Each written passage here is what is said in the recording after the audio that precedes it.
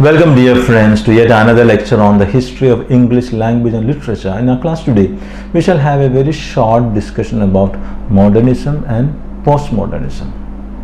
Modernism to the postmodernism. In our previous classes, we have already learned and discussed about modernism, about modernist literature, the characteristics of modernist literature. We talked about modernist poetry and the modernist poets. We had a class on modernist fiction and modernist drama, etc. As we have already seen, the generally accepted period of modernism is between 1895 and 1945. Modernism proper happened between the two world wars. Modernism is a literary movement that can be considered as sandwiched between the two world wars. We have seen it already. The period of high modernism was between 1910 and 1930, the period of high modernism between 1910 and 1930. So modernism is a historical period in which there was a radical re-examination of the Western culture. The Western culture was scrutinized. Modernism was an aesthetic movement that flourished during the early decades of the 20th century. In modernism, all the traditional fundamental elements, were challenged and rejected. They were looking for something new. For example, melody and harmony, it was rejected in music. Traditional materials and forms were rejected in architecture. What was used traditionally, the materials were rejected. New materials were preferred. In literature, traditional realism was rejected and many new experimental forms were favored. So many new things were favored. So the maxim, the accepted rule was make new. So that is modernism. Now, modernism in literature placed emphasis on subjectivity and impressionism. So modernism gave a lot of importance to subjectivity and impressionism. It is said that modernism gave emphasis to how individual perceives rather than what individual perceives. How impressions are formed in individual's mind and how the subjective self will respond to these impressions. So subjectivity is given a lot of importance. The stream of consciousness method used by the modernist writers is the perfect illustration of the modernist focus on subjectivity and impressionism, stream of consciousness. The stream of consciousness method was used by, as we know, James Joyce, Virginia Woolf and Dorothy Richardson. So a lot of importance to impressionism, a lot of importance to subjectivity, and the literary method used was stream of consciousness. In modernism, we see a blurring of distinction between different genres. There is no clear-cut distinction between different genres. Novels tends to become more lyrical and poetic. Poems tends to become more documentary and prose-like. Now, T.S. Eliot and E.E. Cummings, they wrote poetry that was considered closer to prose than verse. The prose styles of Virginia Woolf and James Joyce, it had a lot of poetic qualities. So there is no distinction, blurring of distinction between different genres. There was a general liking for fragmented forms. Now what is fragmented forms? Fragmented means broken down into different pieces. Now these fragmented forms, fragmented narratives, what they do, they jumble up the sequence of a story. There is no proper order. It will challenge the reader to piece together the different components of a story to make sense of it. Fragmented narratives can start in the middle of the action and they can often hop back and forth through the timeliness of events. So fragment means to break down into pieces and the modernism uses fragmented forms. Discontinuous narratives, there is no continuity. Looks like a collage of dissimilar materials. Modernist narratives disregarded the traditional focus on continuity, coherence and chronology. So there is no order, there is fragmentation. The chronological order is not kept. There was a lot of focus on innovation and experimentation literature. That was another feature of modernism. Modernism also shows a tendency towards reflexivity or self-consciousness. Reflexivity or self-consciousness. What is reflexivity? Reflexivity is applied to literary works that reflect about its own processes or its own composition. It is the reflexivity about the production of a work of art. So it will talk about itself. That is, reflexivity. For example, a modernist fiction will not pretend to present it as a reality, but a modernist fiction will proclaim that it is a fiction. So we can say metafictional tendencies. These are some of the characteristics of modernism. Let's say something about postmodernism.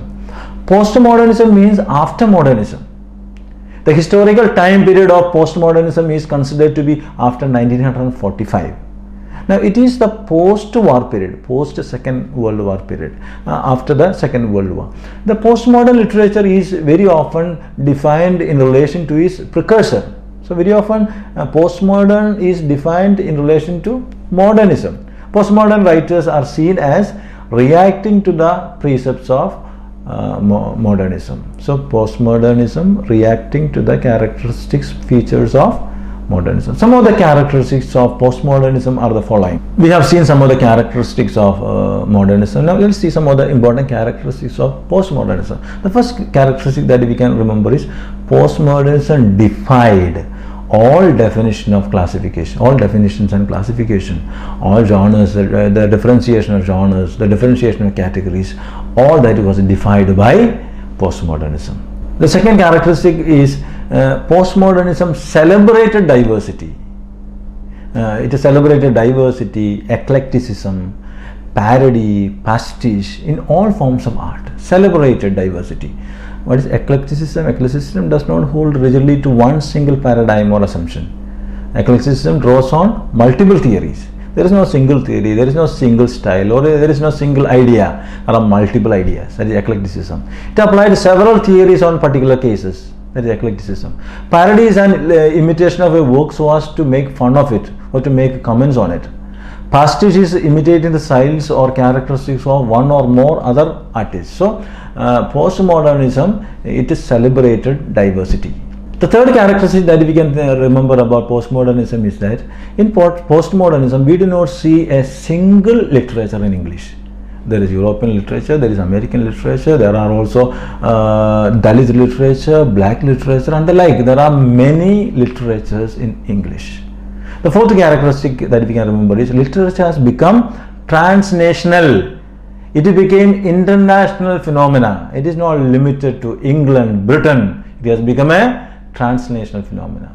Another characteristic that we can remember is that both modernism and postmodernism gave prominence, gave importance to fragmentation. Fragmentation means there is no particular order broken down to different pieces. But both had differences.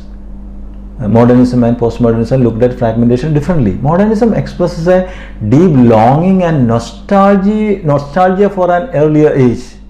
But for postmodernists, fragmentation is celebration.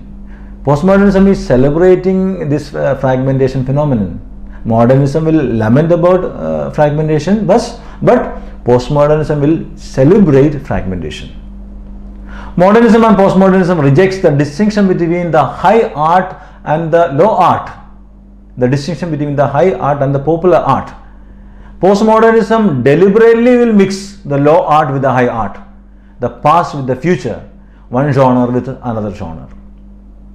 Another important thing that we can remember is postmodernism represents complete disillusionment with Western culture and advocates rethinking of history, rethinking of pedagogy, rethinking of aesthetics in literature. Complete dissociation with the Western culture. Visual arts and architecture, everything was rejected. Some of the postmodern theories that we can remember are, the first one is constructivism. Constructivism will deny that there is objective truth. There is no objective identity or reality. Nothing is truthful. Everything is constructed and transformed every moment. Constructivism. Nothing is objective, everything is constructed. Postmodernism favors many narratives, many stories that explain small practices and local events.